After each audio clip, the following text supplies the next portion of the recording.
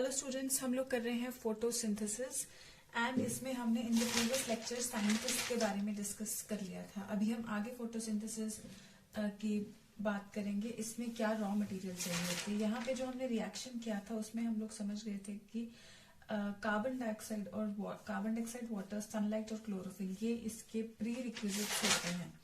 सो raw material अगर हम analyst करने लगेंगे इसके,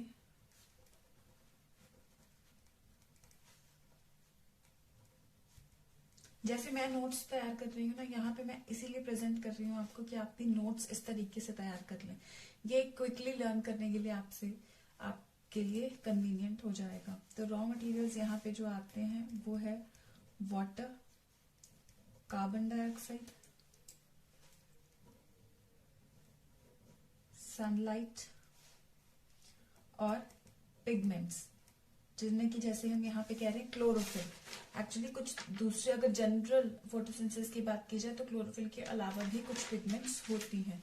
तो जनरली रॉ मटेरियल्स को हम ऐसे एनलिस्ट कर सकते हैं। पिगमेंट्स को हम लोग ब्रॉडन अप करेंगे कि पिगमेंट्स कौन कौन से हो सकते हैं। वाटर, कार्बन डाइऑक्साइड, सनलाइट में कुछ भी डिटेलिंग करने की जरूरत नहीं है। पिगमेंट्स में जो मेन पिगमेंट जो होती है वो होती है क्लोरोफिल।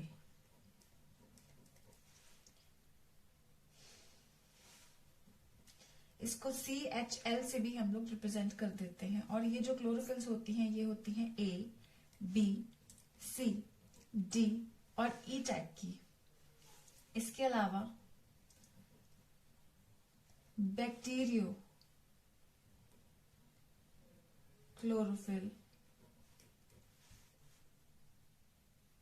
और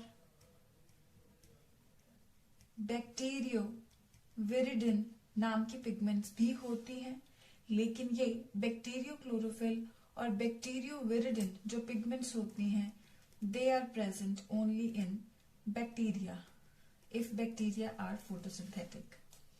अदरवाइज जो chlorophylls A, B, C, D, E type के क्लोरोफिल्स होते हैं ठीक है। तो क्लोरोफिल के अलावा हमें और कौन कौन से टाइप की पिगमेंट्स, ये सभी टाइप्स ऑफ क्लोरोफिल्स हैं।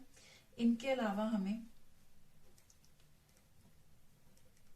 कैरोटिनॉइड्स, ये सारे पिगमेंट वो चीज होती है जिसे हम कहते हैं कि ये कोई कलर प्रोवाइडिंग सब्सटेंस होता है।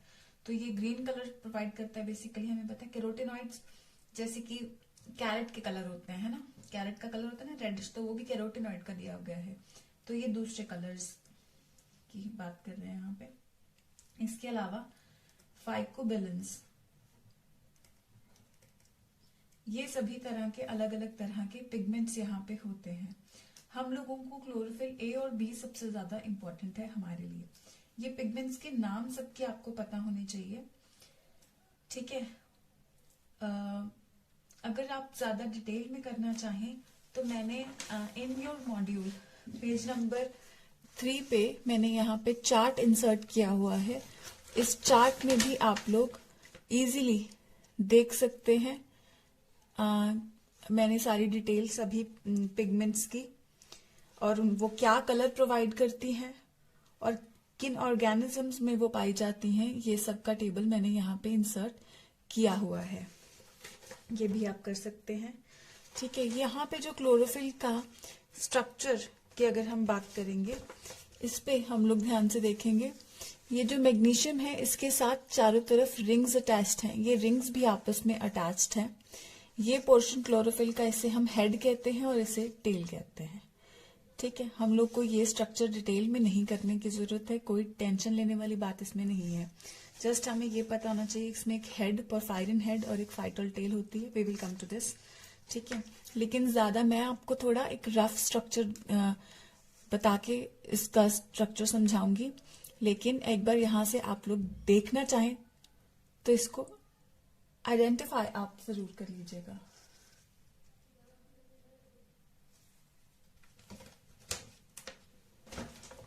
सो क्लोरोफिल के स्ट्रक्चर में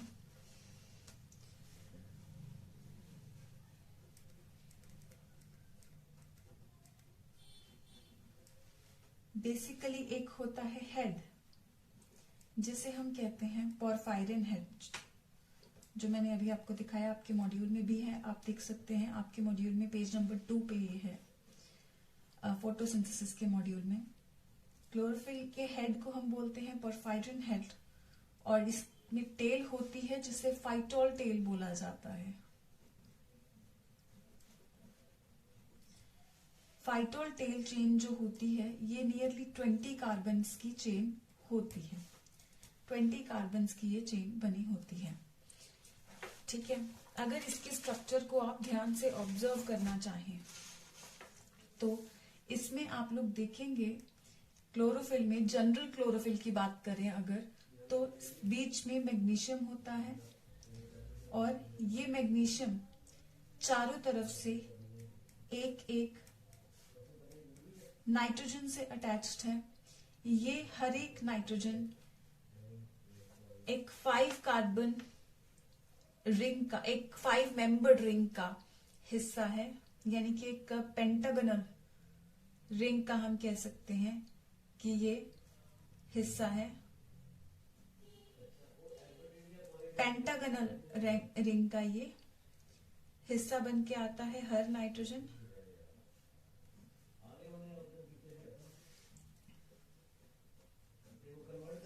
फाइन, तो ये पेंटागनल रिंग का हिस्सा है। ये रिंग्स भी आपस में अटैच्ड है, मैं उतना डिटेल में आपके नहीं जाऊंगी और ना ही हमें जरूरत है।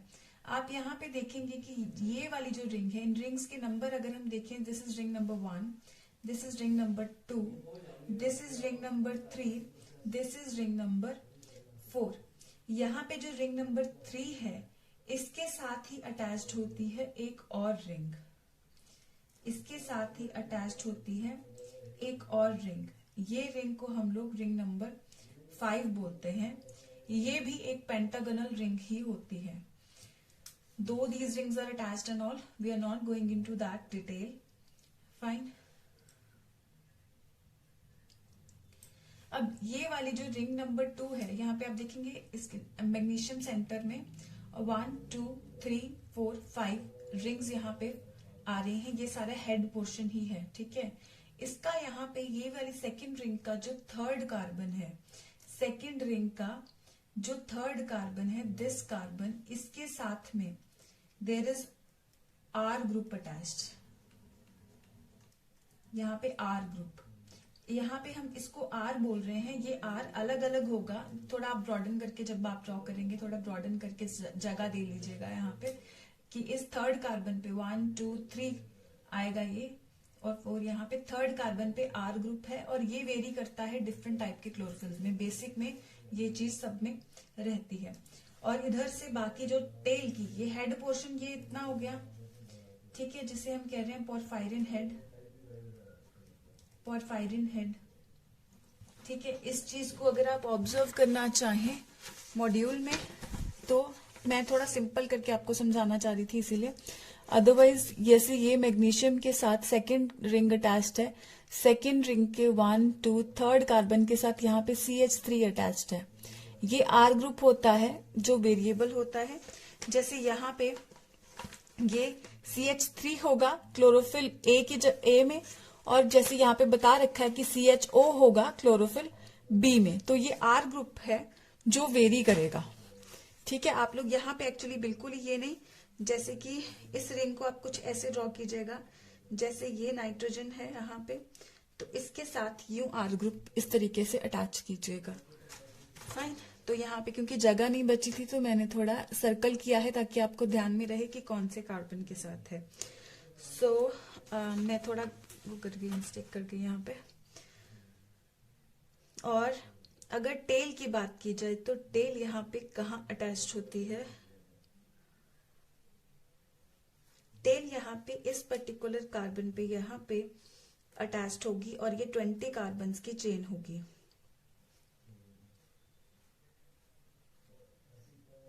ठीक है, आप अगर इसको अलग से पूरा ड्रॉ करना चाहें तो you can draw from this beginning, और 20 कार्बन्स बेसिकली यहाँ पे ड्रॉ करेंगे। 20 ही कार्बन्स होते हैं और 20 एंगस्ट्रॉम्स ही लंबी ये होती है। इसका जो फाइटोल टेल जो है,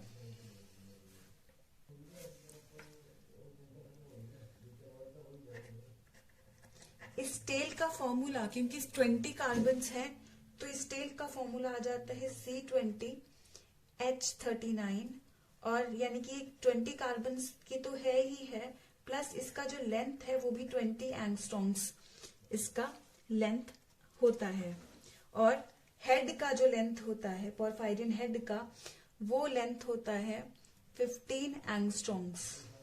सो 15 एंगस्ट्रॉम पोरफायरिन हेड और 20 एंगस्ट्रॉम्स टेल। तो टेल यहाँ पे दिखने में छोटी लग रही है जस्ट बिकॉज 20 कार्बन्स पूरे बने नहीं है। आप लोग पूरा पेज लेकर के पूरे पेज पे स्टार्टिंग में ड्रॉ कर लेना है इसको, ठीक है। नहीं तो यहाँ पे आप ऑब्जर्व कर ही सकते हैं कि it is head 15 angstroms, tail is longer 20 angstrom लंबा ये होता है, ठीक है।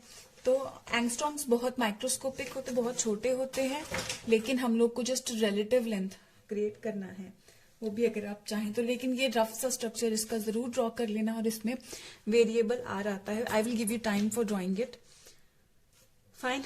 तो ये आर जो होता है ये वेरिएबल इसमें आ जाता है, जो कि आर इस केस में R is equal to CH3 in chlorophyll A and R is CHO in chlorophyll B। हमें इतने की ही जरूरत है। जस्ट आप देखिए जनरल क्लोरोफिल का स्ट्रक्चर ऐसा होता है, और R ग्रुप सभी टाइप के क्लोरोफिल्स में वेरी करता है, फाइन। और यहाँ पे R ग्रुप में ही अगर CH3 हो तो क्लोरोफिल A होता है, B हो तो CHO होता है उसमें R ग्रुप। तो ये क्लोरोफिल्स होते हैं, और सबसे ज्यादा अबंडेंट और मेजर रोल प्ले करता है क्लोरोफिल A हमारे मेन हायर प्लांट्स में। उसके बाद आता है क्लोरोफिल B का role, fine.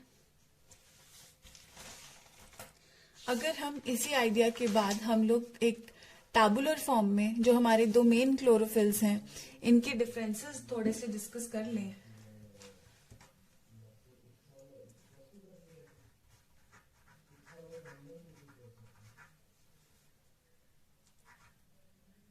Chlorophyll A and chlorophyll B।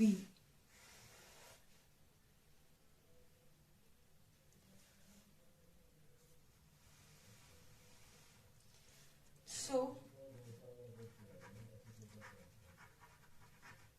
at position R पे होता है यहाँ पे CH3 ग्रुप, ये आपके समझने के लिए है, ओके।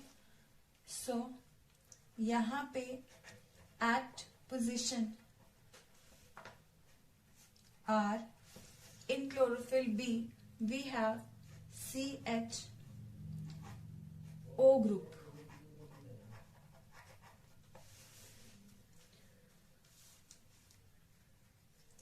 एंड क्रोमैटोग्राफी एक टेक्निक होती है जिसमें हम क्या करते हैं, हम पत्ते में से पिगमेंट, सारी पिगमेंट्स निकाल करके एक क्रोमैटोग्राफी टेक्निक से क्रोमैटोग्राम एक प्लेट होती है, उसके ऊपर पत्ते में जितनी भी हमारे जो पेड़ों के पत्ते होते हैं उनमें जो पिगमेंट्स अगर हमें ये सारी निकालनी है तो इनको अगर हम अलग अलग करना चाहते हैं तो क्रोमैटोग्राफी एक टेक्निक होती है, उससे हम ये सारी पिगमेंट्स को अलग अलग कर सकते हैं।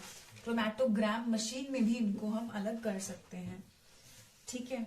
सो क्रोमैटोग्राफी करने के बाद इस पिगमेंट को अलग करने के बाद ये हमें क्लोरोफिल ए जो है ये नियरली पूरी तरह ग्रीन नहीं बल्कि ब्लूइश ग्रीन दिखाई देती है ऑन क्रोमैटोग्राम।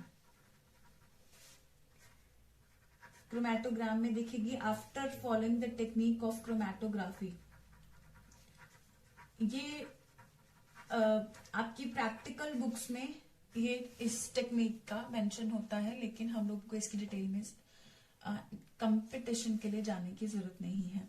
और क्रोमैटोग्राफी अगर की जाए तो क्लोरोफिल बी किस कलर की दिखाई देती है, ऑलिव ग्रीन कलर। ऑलिव्स होते हैं ना, तो ऑलिव्स का ग्रीन कलर, जैतून जिनको बोल देते हैं, उनके जैसा ग्रीन कलर दिखाई देता है। और अगर रिफ्लेक्टेड लाइट में देखें, ये जस्ट आपके अंडरस्टैंडिंग के लिए हैं चीजें। Reflected light, it chlorophyll A appears red, whereas chlorophyll B appears brownish red.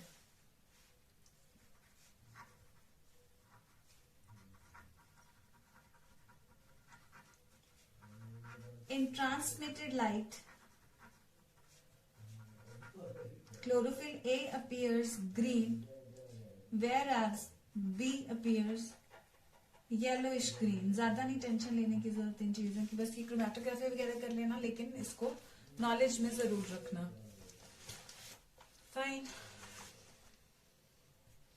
Then ये हो गया क्लोरोफिल पिगमेंट के बारे में सारा information what ever was required.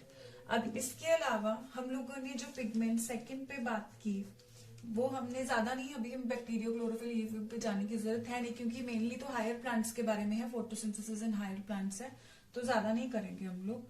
ठीक है, तो मेन तो सेंटर्ड क्लोरोफिल ए होता है, मास्टर क्लोरोफिल, ठीक है, उसके बाद रोल बी करता है। देन नेक्स्ट हम बाकी पिगमेंट्स के बारे में बात कर लेते हैं। Let's turn to carotenoids. What kind of molecules are carotenoids? Carotenoids are lipid molecules. They are lipid molecules. So इसमें ये दो तरह की कैरोटिनॉइड्स हम डिस्कस करेंगे। दो तरह की होती हैं कैरोटिनॉइड्स, एक होती है कैरोटीन और एक होती है ज़ैंथोफिल। कैरोटीन का फॉर्मूला आता है C40H56 और this is nearly orange red और orangish yellowish in colour, orange yellowish और orangish red in colour. Next is xanthophyll.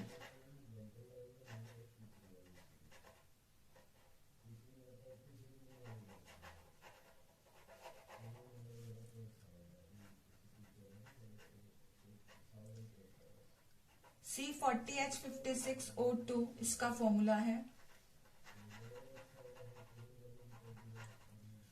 और येलोइश ब्राउन इसका कलर है।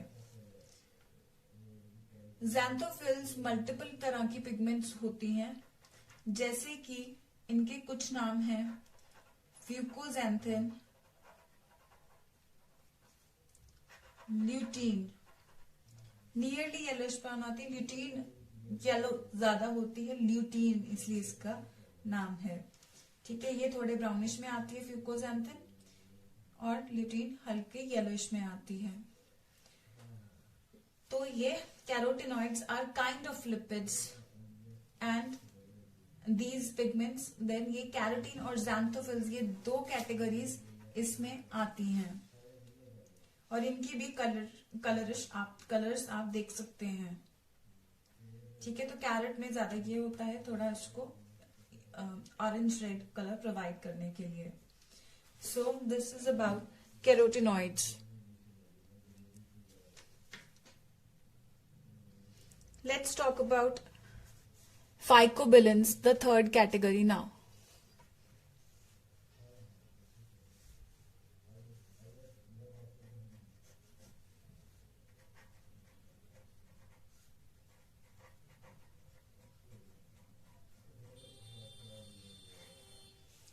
फाइकोबिलेंस में जो हमने जनरल स्ट्रक्चर यहाँ पे क्लोरोफिल का डिस्कस किया, वैसा कोई इसका स्ट्रक्चर नियरली वैसा तो नहीं होता है, थोड़ा डिफरेंट होता है।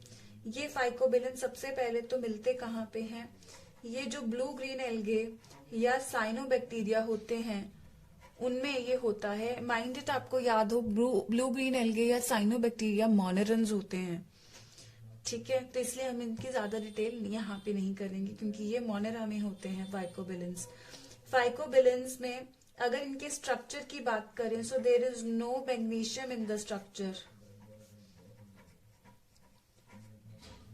इनके स्ट्रक्चर में जो यहाँ पे हमने सेंट्रल मैग्नीशियम की बात की, ये नहीं होता और इनमें कोई फाइटोल टेल भी नहीं होती। नो फाइटोल टेल और साइड चेन। और फाइकोबिलेंस दो तरह की होती हैं मेनली, फाइको सायनिन जो होती है वो ब्लूइश कलर की होती है या पर्पलिश कलर की। साइनो का मतलब ही ब्लू है बेटा। और फाइको इरिथ्रिन, एरिथ्रोस, जैसे एरिथ्रोसाइट्स में हम लोग करते हैं, देयर रेड ब्लड सेल्स, तो एरिथ्रोस का मतलब ही रेड है। So phycoerythrin is the pigment which imparts red colour. ठीक है, तो हमने कुछ पिगमेंट्स के स्ट्रक्चर्स एंड ऑल सब की बात की, हमने क्लोरोफिल की बात की, हमने कैरोटिनॉइड्स की बात की और फाइकोबिलेंस की बात की। इसमें से सबसे इंपॉर्टेंट पिगमेंट है chlorophyll A, is the most important. Chlorophyll A is the most important pigment because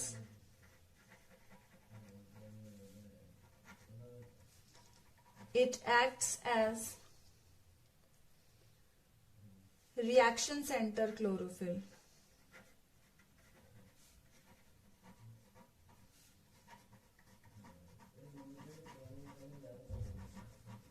तो ये रिएक्शन सेंटर क्लोरोफिल होता है, यानी इसी में से मेन प्रोसीजर जो है फोटोसिंथेसिस का स्टार्ट होगा। क्या रिएक्शन होता है वो सब हम देखेंगे आगे जब हम पूरा प्रोसेस डिस्कस करेंगे। बस इसको रिएक्शन सेंटर बोला जाता है क्लोरोफिल ए को, और यही मेन पिगमेंट होती है। जो बाकी पिगमेंट्स होती हैं वो भी प्लांट्स में प्रेजेंट होती हैं, लेकिन वो सिर्फ क्लोरोफिल ए को मदद करती हैं, यानी कि all other pigments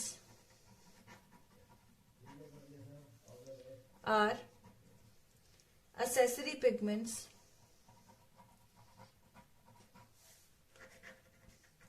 accessory pigments बोल देते हैं क्योंकि ये हेल्पिंग पिगमेंट्स हैं, असेस करती हैं, यानी कि दे हेल्प क्लोरोफिल ए, ये क्लोरोफिल ए को मदद करती हैं। यहाँ पे हम कुछ ऐसा सिनारियो देखते हैं कि जो क्लोरोफिल ए होता है वो हमें यूं सेंटर में हम लोग क्रिएट करते हैं, और बाकी पिगमेंट्स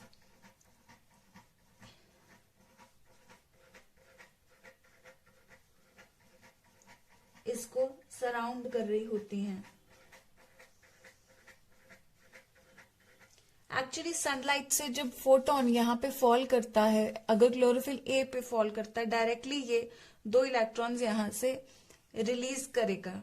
लेकिन अगर सनलाइट बाकी जगह पे किसी और पिगमेंट के ऊपर फोटॉन्स गिरेंगे तो वो फोटॉन्स फिर क्लोरोफिल ए की मदद कैसे करेंगे, वो यहाँ एनर्जी एक दूसरे को एनर्जी पास करते करते फाइनली क्लोरोफिल ए को फोटॉन पास करेंगे, फिर वो आगे भेज पाएगा। फॉर एग्जाम्पल हम लोग पूरी क्लास अगर खड़े हैं तो कोई दूसरी क्लास हम लोग को कैच करवा रही है, कोई बॉल सपोज करो, कोई दूसरा बंदा दूर खड़ा हुआ, हमारे सारे बैच खड़ा है, हमें कोई बॉल कैच करवा रहा है। ठीक है, a person in the centre is the monitor and बाकी बच्चे हैं, तो इसको कैच करना है। मेन काम है कि इसके हाथ में बॉल आनी चाहिए।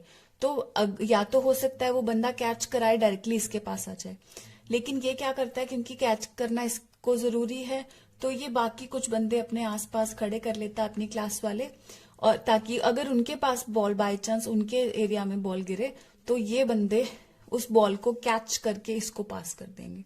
ठीक है, तो इस एग्जांपल की assumption से भी अगर आप याद कर सकते हैं, ऐसे कर लो। डायरेक्ट होता है डायरेक्ट कर लो। ठीक है, तो ये यहाँ पे कोई बॉल फेंक रहा है, अगर डायरेक्ट कैच हो गई ठीक है, नहीं तो अगर इसमें से किसी ने कैच कर ली तो ये आगे इसको पास कर देगा।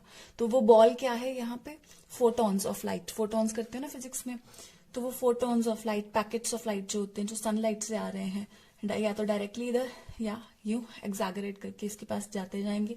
जैसे फोटोन सही एनर्जी का इसके पास आ जाएगा, ये अपने 2 इलेक्ट्रॉन्स आगे रिलीज कर देगा, और फिर चेन जो फोटोसिंथेटिक रिएक्शंस की होती है वो शुरू हो जाती है, जिनकी डिटेल हम आगे डिस्कस करेंगे।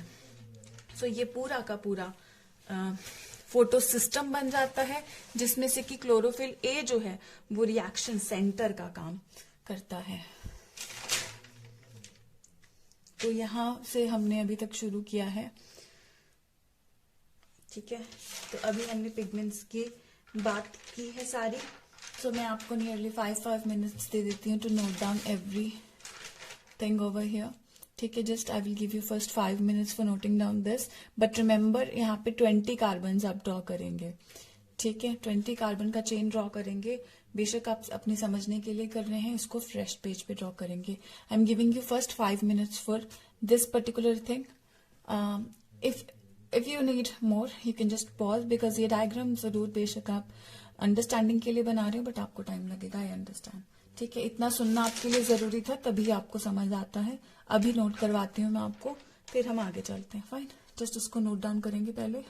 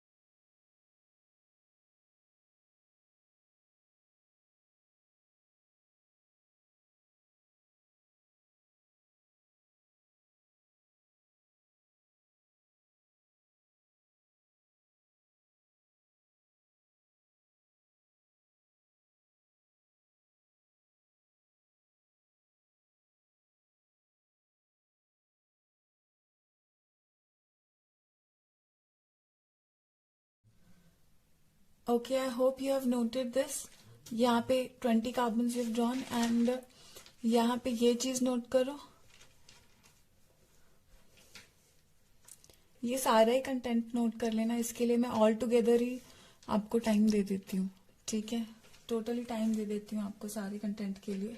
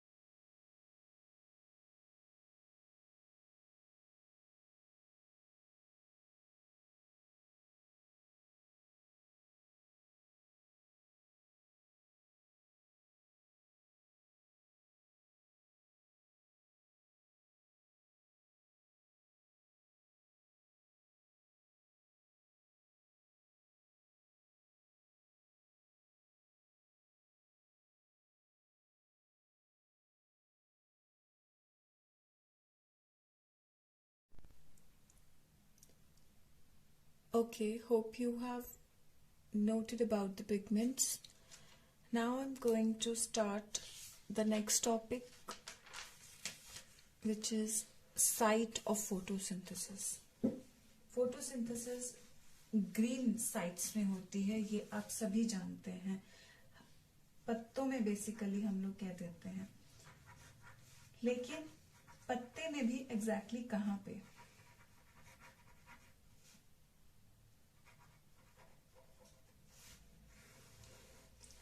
अगर आप पत्तों का स्ट्रक्चर ध्यान से ऑब्जर्व करेंगे, माइक्रोस्कोपिकली एक लीफ लेते हैं हम, उसको यूं बीच में से काटते हैं और उसको यूं रिफ्लेक्ट करके अगर हम देखते हैं माइक्रोस्कोप के अंदर, तो उसका क्रॉस सेक्शन बेसिकली जिसको हम लोग बोल देते हैं, तो वो क्रॉस सेक्शन में सबसे ऊपर पत्ते के ऊपर एक क्यूटिकल लेयर होता है जो उसके अंदर के पानी को बाहर जाने नहीं देता है.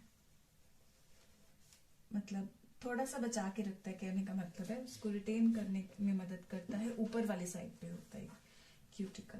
देन इसके नीचे skin is always lined by epidermis. We know that either it is of plants और एनिमल्स, तो ये एपिडर्मिस होता है.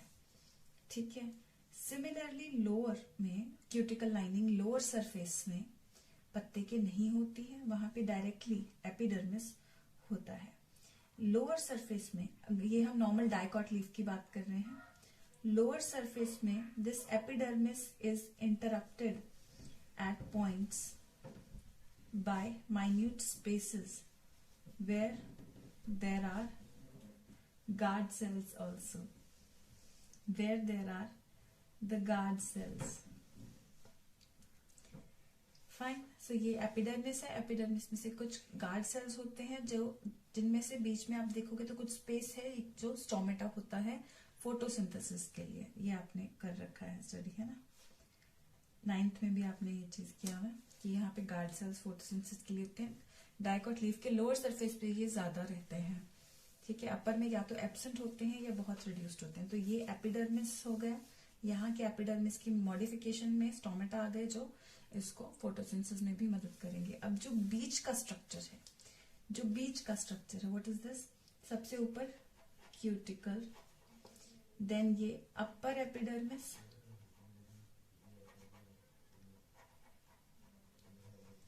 ये लोअर एपिडर्मिस,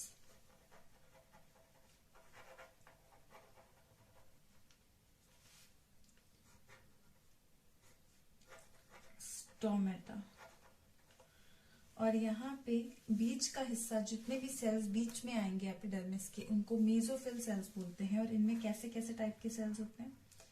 अपर एपिडर्मिस में यूं इलोंगेटेड सेल्स पहले अपर एपिडर्मिस के नीचे आएंगे. इनको हम लोग कह देते हैं पैलिसेड पैरेन्काइमेटस सेल्स. और इसके अलावा एडिटर, देन ये पैलिसेड पैरेन्काइमा, और यहाँ बीच में कहीं जाइलम और फ्लोएम वैस्कुलर बंडल्स होंगे जहां पे पत्तों की वेन्स होती है ना. जैसे आप एक पत्ते को देखते हो, ऑब्जर्व करते हो, तो उसमें ये हमें लाइंस दिखाई देती है ना. ये जो लाइंस हम लोग ड्रॉ करते हैं, इन लाइंस में एक्चुअली ये वैस्कुलर बंडल्स होते हैं. जाइलम और फ्लोएम जिनमें होता है, वैस्कुलर बंडल्स इनको बोल देते हैं. इनका स्ट्रक्चर मैं यहाँ पे नहीं ड्रॉ करूंगी, एनाटॉमी में करेंगे हम लोग. और बाकी जगह पे भी कुछ सेल्स होंगे.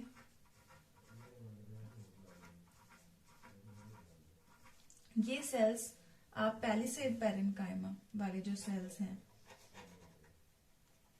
ये आप देखेंगे इलोंगेटेड है. और यहाँ पे जो मैं सेल्स बना रही हूँ, ये खुले खुले से बना रही हूँ.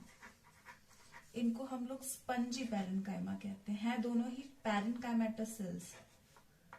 पैरेन्काइमा कहते हैं ना आप लोग, जो नॉर्मल स्पेसेस कवर करता है. 9th में भी हैव स्टडीड. पैलिसेड और स्पंजी, ये पूरे चीज is actually known as mesophyll cells. इन सबको हम लोग कह देते हैं मेसोफिल सेल्स, क्योंकि फिल यानी पत्ते का, मेसो यानी बीच का पार्ट ये कवर करते हैं. Mesophyll cells. एक्चुअली जो फोटोसिंथेसिस होती है वो ये मेसोफिल सेल्स में होती है, क्योंकि क्लोरोफिल इन मेसोफिल सेल्स में होता है. अब एक मेसोफिल सेल को अगर हम ऑब्जर्व करेंगे, one mesophyll cell, if we will observe,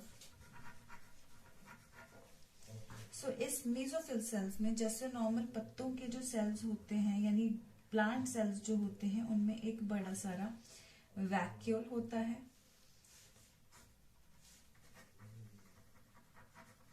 एक न्यूक्लियस होता है, और इन्हीं सेल्स में, मेसोफिल सेल्स में होते हैं क्लोरोप्लास्ट।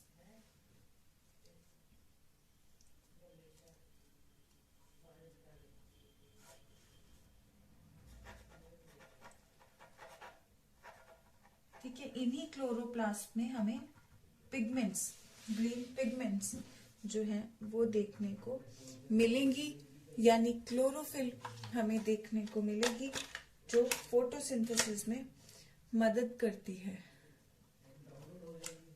फाइन, जो फोटोसिंथेसिस में मदद करती है।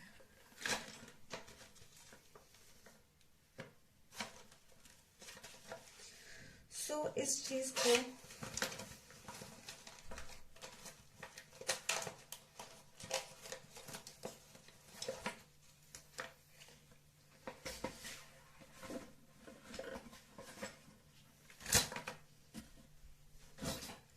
इस मेसोफिल सेल्स में ये क्लोरोप्लास्ट होते हैं। क्लोरोप्लास्ट में ये सारा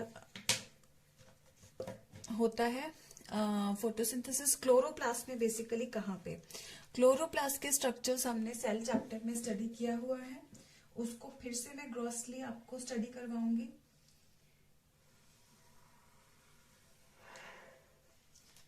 ठीक है, यहाँ पे हमने मेसोफिल सेल को एनलार्ज किया और यहाँ पे हम क्लोरोप्लास्ट को एनलार्ज करके देख रहे हैं। क्लोरोप्लास्ट में बेसिकली ये डबल मेम्ब्रेन स्ट्रक्चर है and is present only in the eukaryotes that we no.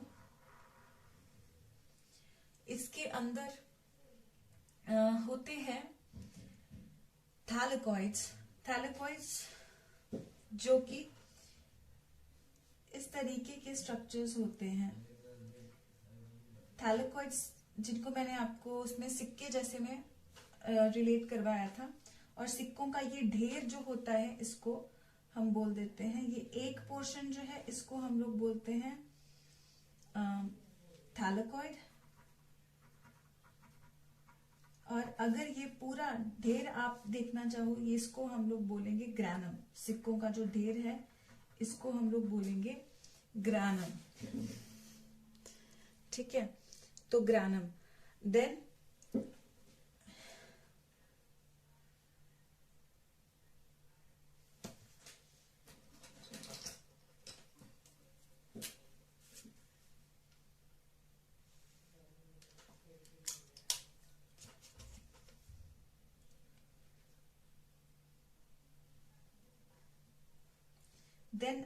दूसरा ग्रैनम इधर होगा, मतलब कहीं पे भी हो सकता है, मैं जस्ट आपको ग्रॉसली समझाने के लिए बता रही हूं।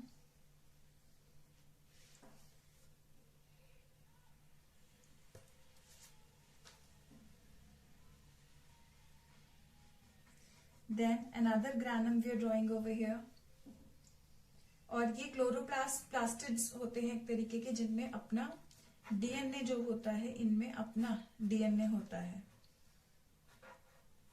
ठीक है, और ये जो डिफरेंट ग्राना है, ये different grana they are connected by sheets known as stroma lamellae, elongated structures known as stroma lamellae। ठीक है,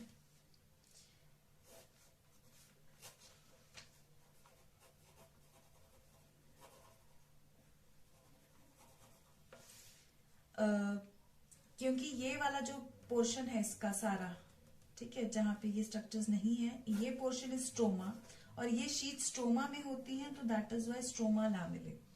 फाइन, और इसका जो मैंने आपको ग्रॉसली एक बार बताया था कि डार्क रिएक्शन और लाइट रिएक्शन, दो, जब हमने साइंटिस्ट की बात की थी कि एक साइंटिस्ट ने हमें बताया था कि रिएक्शंस जितने भी फोटोसिंथेसिस के होते हैं वो डार्क और लाइट रिएक्शंस में होते हैं। Okay, I didn't tell you that. जितने भी रिएक्शंस होते हैं वो दो सीरीज में होते हैं, dark reaction and light reaction photosynthesis के। तो जो स्ट्रोमा होता है, stroma is the site of dark reaction actually. जो रिएक्शन रात को भी हो सकते हैं या मतलब जिनको लाइट की जरूरत नहीं होती, इनकी बात करेंगे हम आगे। और अगर हम यहाँ पे बात करें कि थैलेकॉइड में ये चीज होती है, तो एक थैलेकॉइड को भी, इस एक थैलेकॉइड को भी अगर हम आगे बड़ा करके, इस एक थैलेकॉइड को भी अगर हम आगे बड़ा करके देखना चाहें, तो this is also a kind of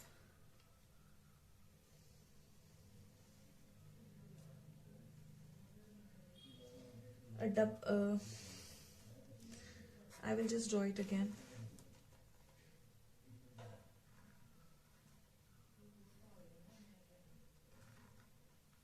If we draw one thylakoid also, तो इसमें भी मैं यहाँ पे पेंसिल ले रही हूँ. I have misplaced somewhere my green pen. I don't know where have I kept it. Okay, I've got it. So use a green pen over here, okay?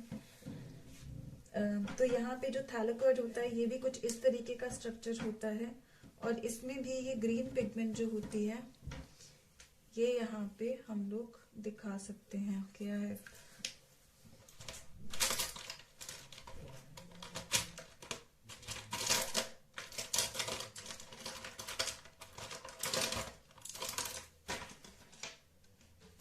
I'm using a हल्का bluish color here. Please use a green pen over here. ठीक है? I just misplaced the pen I had kept.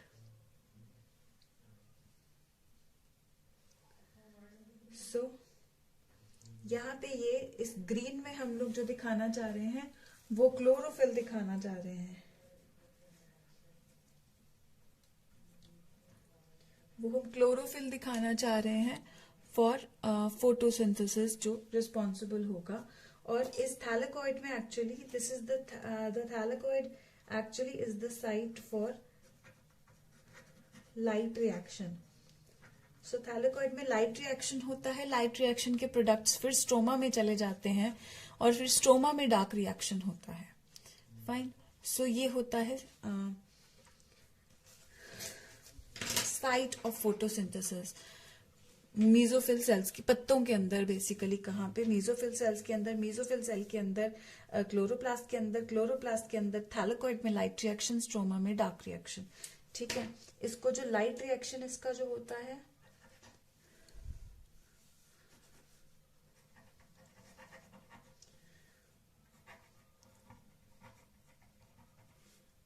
It is also called photophosphorilation.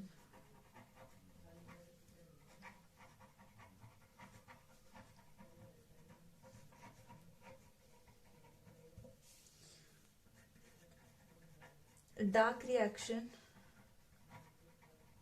is also called Calvin cycle, which was given by Melvin Calvin, and remember it is also known as C3 cycle. So dark light reaction is also known as photophosphorylation. Phosphorylation क्योंकि यहाँ पे phosphate addition होता है और photo यानी light, तो light reaction, light में हो रहा है फॉस्फोराइलेशन, सो फोटोफॉस्फोराइलेशन. डार्क रिएक्शन को कैल्विन साइकिल या C3 साइकिल भी कहते हैं. क्यों इनको लाइट और डार्क, ये सब हम लाइट और डार्क ये टर्म्स क्यों यूज कर रहे हैं ये सब हम आगे डिस्कस करेंगे. So this is about the site of photosynthesis.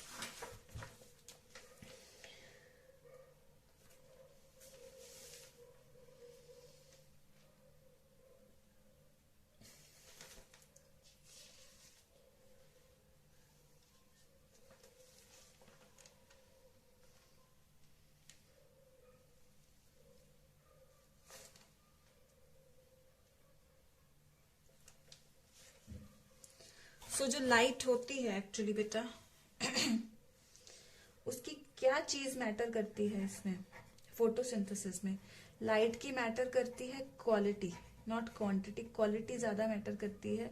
और क्वालिटी कैसे मेजर करेंगे हम लोग, उसकी वेवलेंथ कौन सी आ रही है। ठीक है, वेवलेंथ जिसको आप लैम्डा से करते हो ना फिजिक्स में। सो क्वालिटी यानी वेवलेंथ। ठीक है, फिर एक्चुअली कौन सी पिगमेंट्स क्या वेवलेंथ अब्सॉर्ब करती हैं, सो वो सब हम स्टडी करेंगे अब्सॉर्प्शन स्पेक्ट्रम में।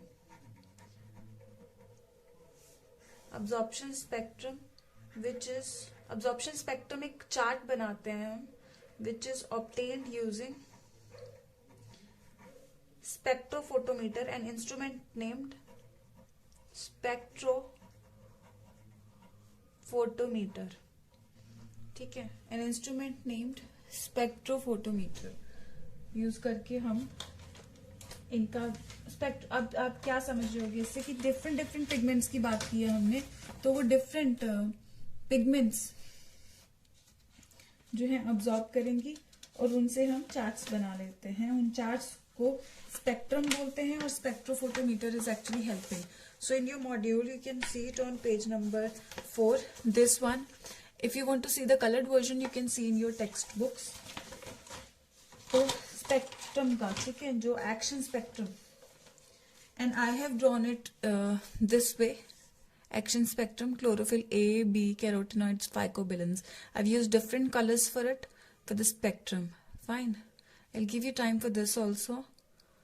And first of all, just note about site of photosynthesis. Note कर लें एक बार. Site of photosynthesis note कर लें एक बार. फिर हम इस पे लाइट के एब्जॉर्प्शन स्पेक्ट्रम के बारे में फिर बात करेंगे। तो site of photosynthesis till here, just इसको आप नोट डाउन करेंगे पहले।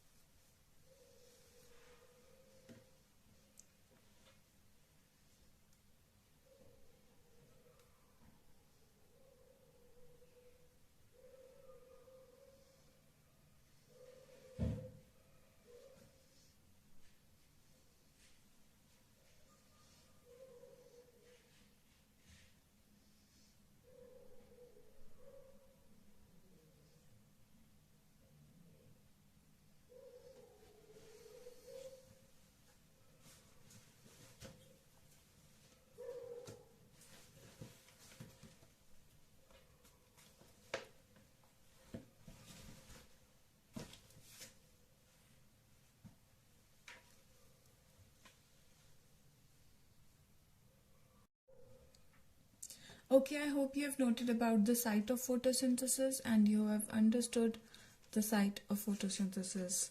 So, light जो होता है, जैसे मैंने बताया कि क्वालिटी डिपेंड करती है. सो एक्चुअली विबग्योर में डिफरेंट वेवलेंथ्स होती हैं. ठीक है. तो आपकी टेक्स्ट बुक में अगर आप देखना चाहते हैं तो पेज नंबर 210 पे यहाँ पे है, जहाँ पे 3 पिगमेंट सिर्फ क्लोरोफिल बी, कैरोटेनॉइड्स और क्लोरोफिल ए. ये चीज जो है आप देखेंगे ये वेवलेंथ है 400 से लेके 700 तक, यानी कि violet, indigo, blue, green, yellow, orange, red, वो पूरा विबग्योर की वेवलेंथ यहाँ पे ली गई है. विजिबल स्पेक्ट्रम की वेवलेंथ ली गई है. जैसे जैसे वेवलेंथ बढ़ती है तो कौन कौन सी लाइट अब्सॉर्ब कर रही है. ये rate of photosynthesis along with absorption. आप देखेंगे रेड और ब्लू रीजन में सबसे ज्यादा अब्सॉर्प्शन भी हो रही है ग्रीन में, और सबसे ज्यादा फोटोसिंथेसिस भी इन्हीं रीजन्स में हो रही है. ठीक है. तो ये नेट अब्सॉर्प्शन सभी क्योंकि रेट ऑफ फोटोसिंथेसिस यहाँ पे हम मेजर कर रहे हैं बाय ऑक्सीजन रिलीज, तो ये चीज हम ऑक्सीजन रिलीज भी सबसे ज्यादा रेड और ब्लू रीजन में हो रही है. और यहाँ पे इंडिविजुअल पिगमेंट्स के ग्राफ बने हुए हैं अब्सॉर्प्शन के लिए कि क्लोरोफिल ए ने कौन से रीजन में अब्सॉर्प्शन किया और बी ने कौन से रीजन में किया और कैरोटेनॉइड्स ने कौन से रीजन में किया. ठीक है. तो इंडिविजुअली सभी पिगमेंट्स को मिला करके ये चीजें फाइनली बनती हैं. और यहाँ पे सिर्फ 3 पिगमेंट्स का दिखाया गया है. ये चीज आप बाद में भी देख सकते हैं, you have in your text books. मैंने यहाँ पे जो ग्राफ बनाया है ऐसे ही विबग्योर को लेकर के मैंने यहाँ पे फाइकोबिलेंस भी ऐड किए हैं. ठीक है. तो यहाँ पे क्या चीज है, मैंने इनको डिफरेंट कलर्स से, ये विबग्योर की वेवलेंथ वैसे ही है 400 to 700, और इनका रेट ऑफ फोटोसिंथेसिस से करने का, अब्सॉर्प्शन करने का बेसिकली कौन सी मतलब कितना अब्सॉर्प्शन हो पा रहा है, कौन सी पिगमेंट कितना, कौन सी वेवलेंथ अब्सॉर्ब ज्यादा कर रही है. जैसे क्लोरोफिल ए को मैंने ब्लैक से किया है, तो यहाँ पे आप देख सकते हैं ये ब्लू रीजन में पीक बना रही है, उसके बाद रेड रीजन में. फिर क्लोरोफिल बी रेड वाली है, ये भी यहाँ पे पिगमेंट यहाँ पे पीक बना रही है, देन ये रेड रीजन में. कैरोटेनॉइड्स ग्रीन में मैंने दिखाए गए हैं, जो ग्रीन येलो में पीक यहाँ पे दिखा रहे हैं. फिर फाइकोबिलेंस जो कि ब्लू में है, ये भी मिडल में ही पीक बना रहे हैं. और ओवरऑल ये एक्शन स्पेक्ट्रम मैंने यहाँ पे टोटली दिखाया है, जो इस तरीके से दिखा रहा है, बीच में थोड़ा डिप्रेशन और रेड और ब्लू रीजन्स में, ये ओवरऑल सारी पिगमेंट्स मिला करके. आपकी टेक्स्ट बुक में एक्शन स्पेक्ट्रम जो है वो अलग दिखाया गया है. ये देखेंगे यहाँ पे इंडिविजुअल पिगमेंट्स 3 और ये एक्शन स्पेक्ट्रम. मैंने 4 पिगमेंट्स इस तरीके से करके और डॉटेड से ये मैंने एक्शन स्पेक्ट्रम दिखाया है. I've used different colors for all this. After having noted this, एक बार ये आप चाहें तो ड्रॉ कर सकते हैं. मुझे ऐसा लगता है कि ये, क्योंकि I have use different colours and इस तरीके से ड्रॉ करने में बेहतर रहेगा. जरा ये ध्यान में रखना कि कौन से रीजन में पीक आ रहा है, बिकॉज ये सब हम आगे नोट भी करने वाले हैं. ठीक है. एक बार just note this thing down. ठीक है. इसको नोट डाउन ड्रॉ कर लो. I give you time for this and then मैं आपको लिखवाती हूँ सारा कि कौन सा किस रीजन में नोट हो रहा है. ठीक है. I will just make you draw this one I make you draw.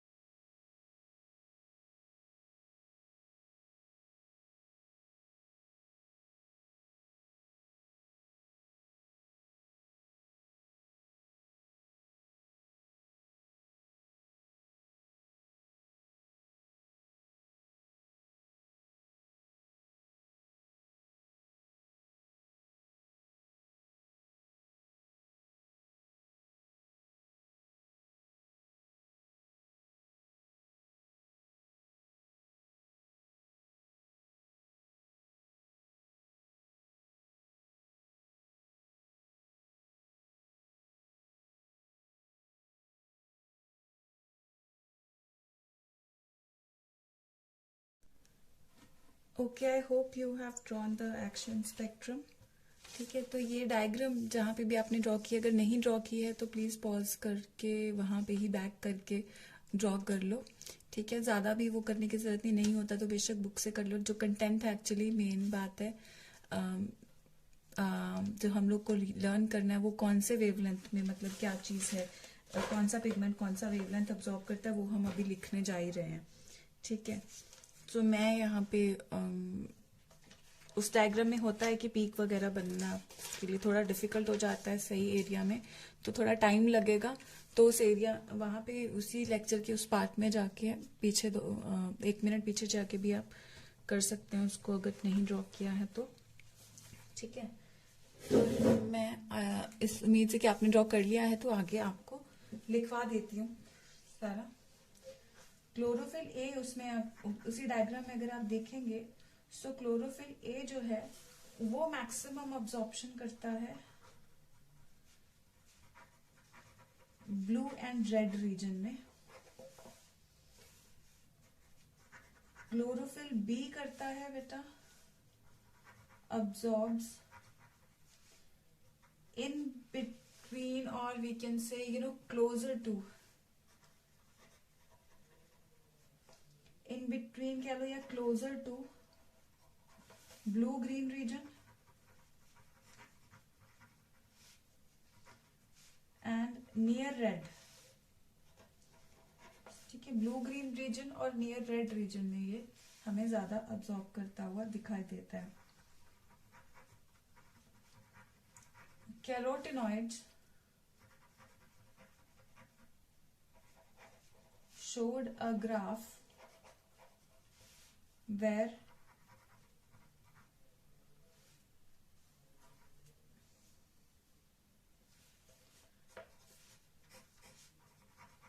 in the graph they show the absorption near, carotenoids show in the graph they show absorption near green and yellow region.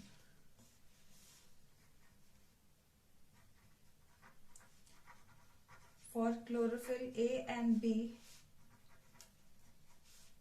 maximum blue और red region में हो, फाइकोबिलेंस का रह गया यार। Okay, carotenoids green और इसमें फाइकोबिलेंस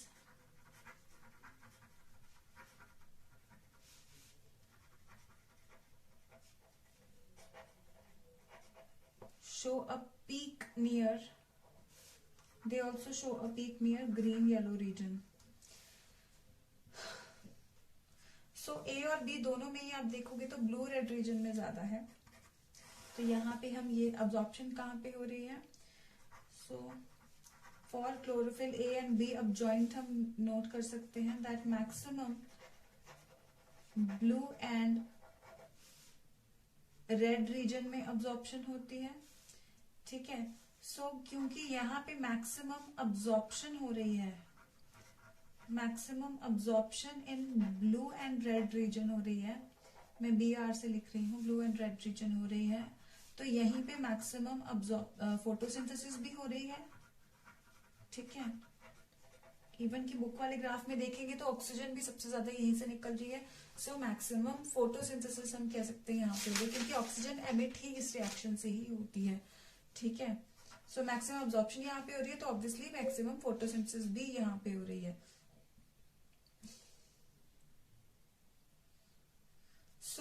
जो इंटरप्रिटेशन इस चीज की गई, मैक्सिमम अब्जॉर्प्शन की गई और फोटोसिंथेसिस की गई, तो इसीलिए हम अब्जॉर्प्शन का जो ग्राफ जो हमने अभी ड्रॉ किए हैं, तो ये जो ग्राफ्स हैं इन्हीं को हम एक्शन स्पेक्ट्रम के तौर पे रिप्रेजेंट करते हैं। सो interpretation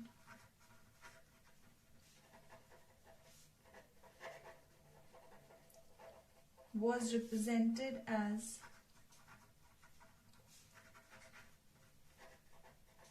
action spectrum by Engelmann। और इंगलमैन के बारे में जैसे हमने पहले भी बताया था कि इन्होंने जो एक्सपेरिमेंट किया, ही एक्सप्लेन्ड इट बाय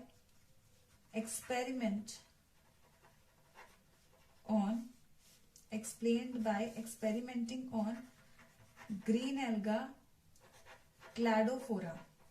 इसके बारे में मैंने आपको जनरली बता दिया था कि क्लैडोफोरा की शीट लेकर के इन्होंने प्रिज्म से व्हाइट लाइट जो है डिस्ट्रीब्यूट की थी।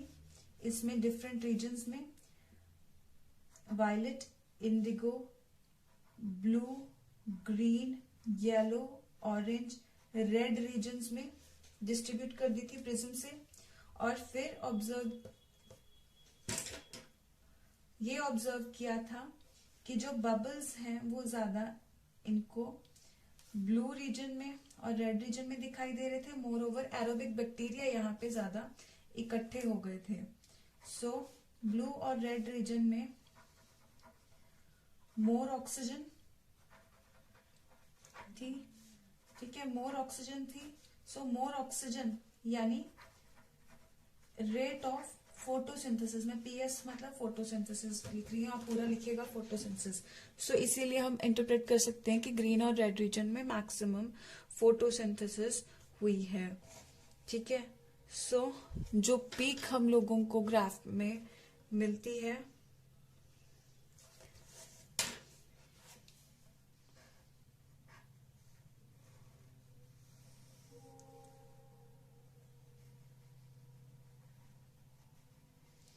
तो वो हमें ब्लू और रेड रीजन में ज्यादा अच्छे से मिल जाती हैं, ठीक है। 400 to 700। तो ये एक्शन स्पेक्ट्रम जो फाइनल वाला है, एक सिंगल एक्शन स्पेक्ट्रम, ठीक है। मैं आपको जस्ट अभी रफली ड्रॉ किया है, अदरवाइज यहाँ पे मैंने आपको बताया था ये पिंक में, ठीक है। सो इस रीजन में मैक्सिमम अब्जॉर्प्शन होती है। एरोबिक बैक्टीरिया सारे यहाँ पे इकट्ठे हुए थे, as I told you about the experiment of Engelmann कि प्रिज्म से लाइट पास करके क्लैडोफोरा पे गिराई तो ब्लू और रेड रीजन में सारे एरोबिक बैक्टीरिया इकट्ठे हो गए, क्योंकि यहाँ पे ज्यादा ऑक्सीजन आ रही थी, यानी कि ऑक्सीजन ज्यादा आ रही थी। और ऑक्सीजन हम जानते हैं कि is the result of nothing but photosynthesis. So इस रिएक्शन में जितना ज्यादा ऑक्सीजन एमिट होगा यानी उतनी ही तेजी से ये रिएक्शन चल रहा है, because oxygen is the by product of this reaction. So oxygen emission से हम लोग रेट ऑफ फोटोसिंथेसिस भी यहाँ पे पता कर सकते हैं,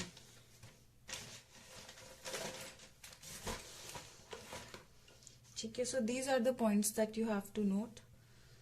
सो this was about Engelmann experiment भी यहाँ पे हमने डिस्कस कर लिया है। इसके बाद हम लोग इमर्सन्स इफेक्ट के बारे में पढ़ेंगे और क्वांटम यील्ड के बारे में यहाँ पे हम कुछ और टर्म्स भी डिस्कस करेंगे।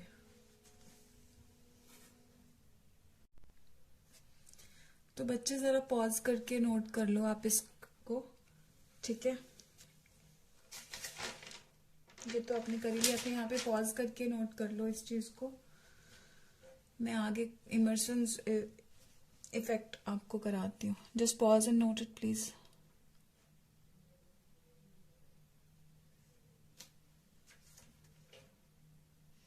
ओके, मैं इमर्सन्स इफेक्ट स्टार्ट करा रही हूँ, बिकॉज ये वेवलेंथ वगैरह वाला टॉपिक अगर एक ही दिन में खत्म हो जाएगा तो बेहतर रहेगा।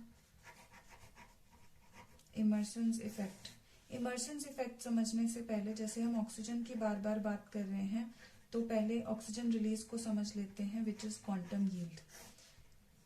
Quantums are packets as you have studied in your physics. So यहाँ पे हम क्वांटम यील्ड लेते हैं amount of oxygen released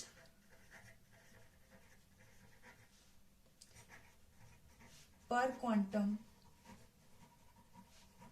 of light absorbed. Light absorb होने से फोटोसिंथेसिस का रिएक्शन होता है और एक क्वांटा लाइट का अब्सॉर्ब करने से कितना ऑक्सीजन रिलीज होता है उसको हम लोग क्वांटम यील्ड बोलेंगे, ठीक है। उसको हम लोग क्वांटम यील्ड बोलेंगे। तो I hope you have understood this.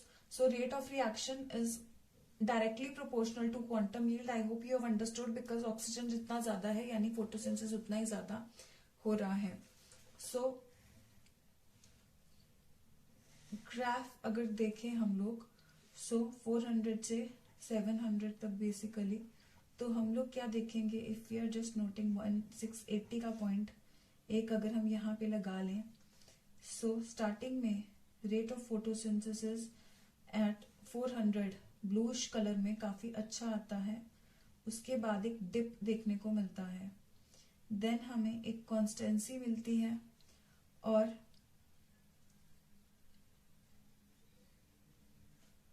Red region में जा करके यहां तक यूं रहता है कांस्टेंट सा और ऑक्सीजन, और अचानक से हमें ये चीज दिखाई देती है। इस ग्राफ को बेशक आप नहीं ऑब्जर्व करेंगे, यहाँ पे मतलब कह रहे हैं कि फोटोसिंथेसिस हो रही है, लेकिन जैसे ही रेड रीजन आता है, रेड रीजन से ऊपर जब भी, ठीक है, 400 to 700 विबग्योर, रेड रीजन से ऊपर जब भी वेवलेंथ जाएगी, 700 से ऊपर, 680 से ऊपर जैसे ही जाएगी, उस टाइम पे सडनली फोटोसिंथेसिस का रेट बढ़ जाता है रेड रीजन पे। क्योंकि ये बढ़ रहा है रेड रीजन पे, अचानक से ये नीचे जा रहा है, सो इसको हम, ये जो ड्रॉप नीचे की तरफ ग्राफ गया है, इसको हम लोग बोलते हैं रेड ड्रॉप। तो ये इमर्शन इफेक्ट भी रेड ड्रॉप इफेक्ट को बोलते हैं, which is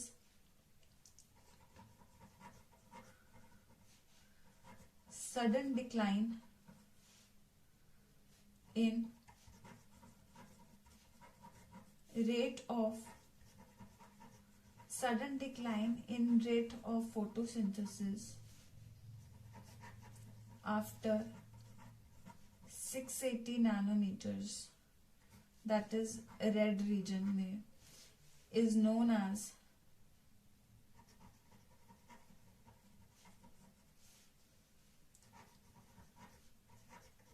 red drop effect या इमर्सन इफेक्ट।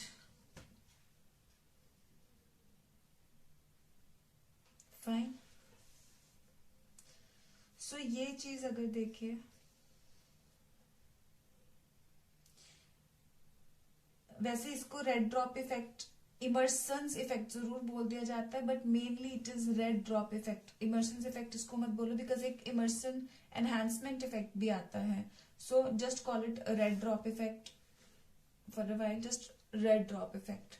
एक और चीज, अब इमर्सन एनहांसमेंट इफेक्ट क्या है, तो ये हो गया हमारा रेड ड्रॉप इफेक्ट। तो क्वांटम यील्ड क्या है, उसके बाद ये रेड ड्रॉप का टॉपिक आ गया हमारा। ठीक है, अभी मैं आपको इमर्सन एनहांसमेंट इफेक्ट बता रही हूं।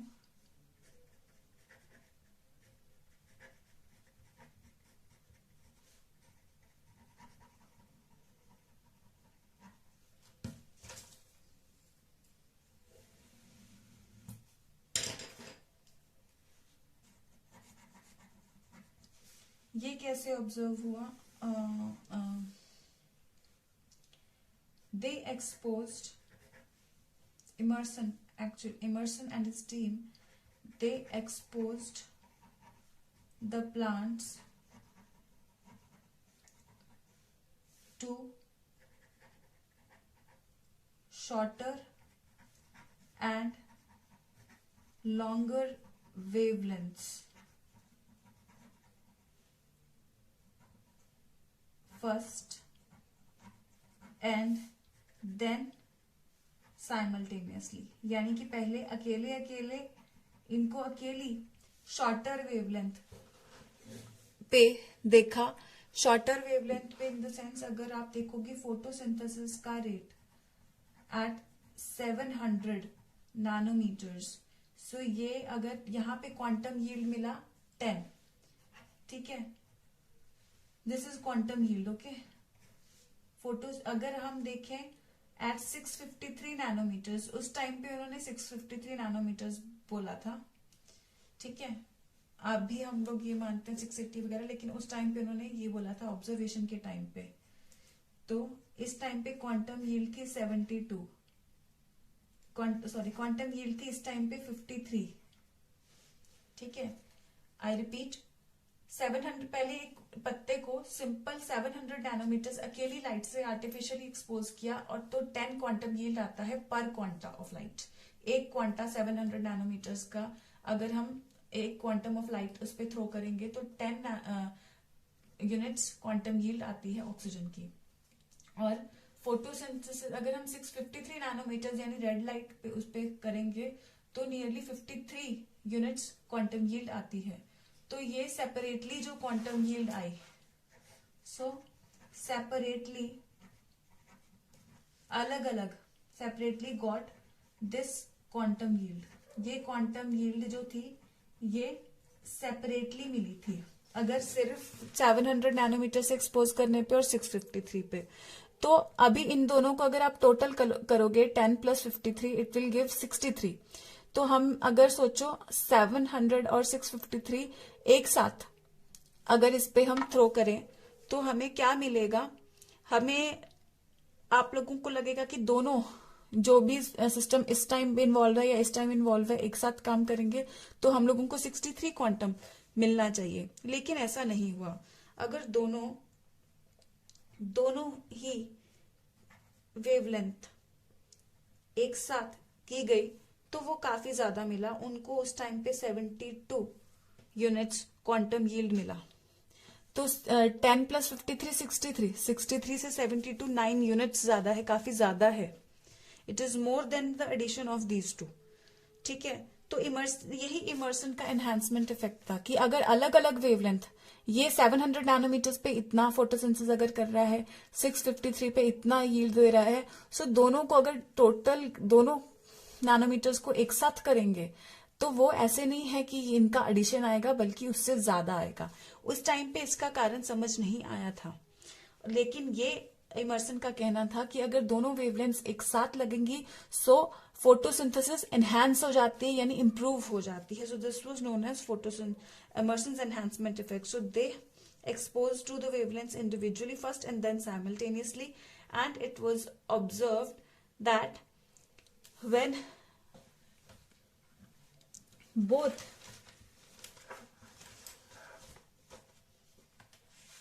he found that quantum yield is increased, it is more than the total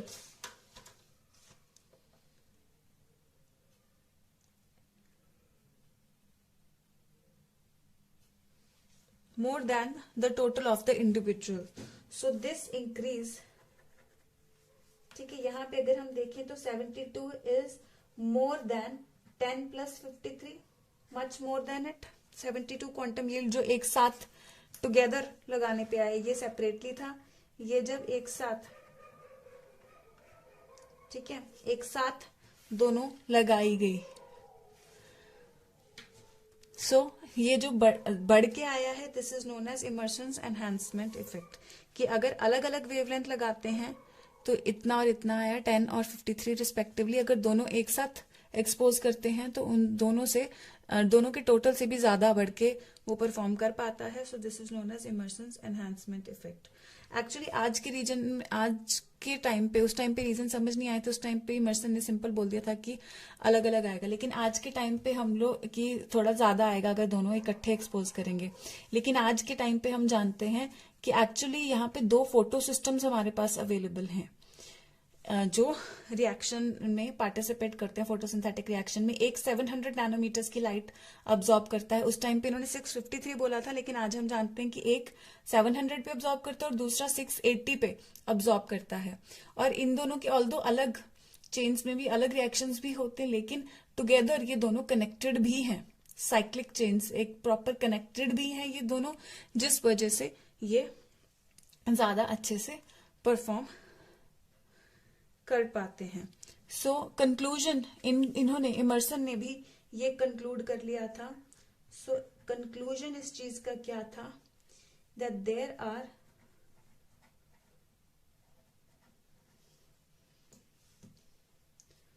to photo systems,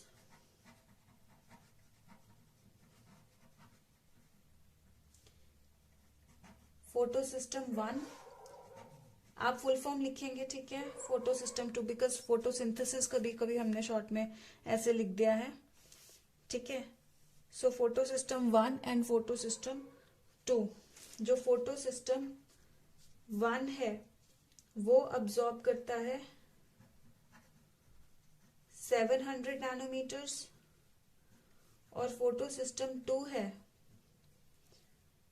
वो अब्सॉर्ब करता है, उस टाइम पे जो बोला गया था 653, लेकिन आज हम जानते हैं 680 नैनोमीटर। सो 653 टू 680 लिख के ब्रैकेट में 680 नैनोमीटर्स लिख लो।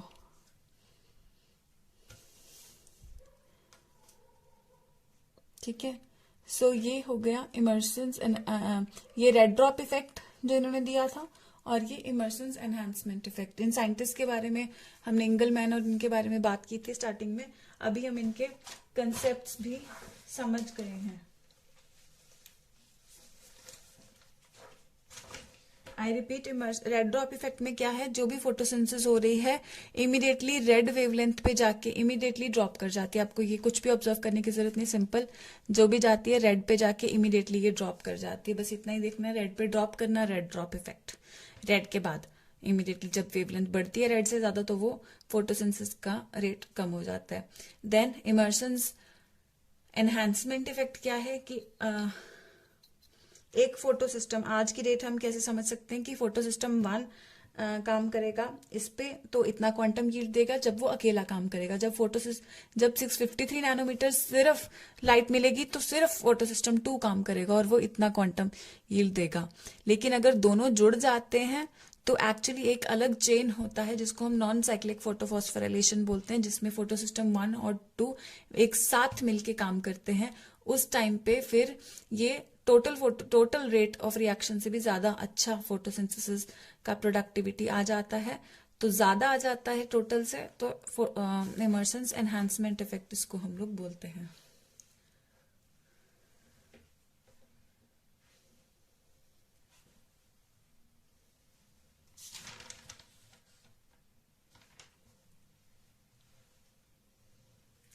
Actually, I wanted to tell you a little bit more, but it will be, you will be overwhelmed. तो लेकिन नेक्स्ट टाइम जरा प्रिपेयर करके आना, बिकॉज एक टॉपिक और उसके बाद हम जो एक्चुअल में फोटोसिंथेसिस के रिएक्शंस हैं, जो चेन्स हैं, वो सब हम डिस्कस करने जा रहे हैं।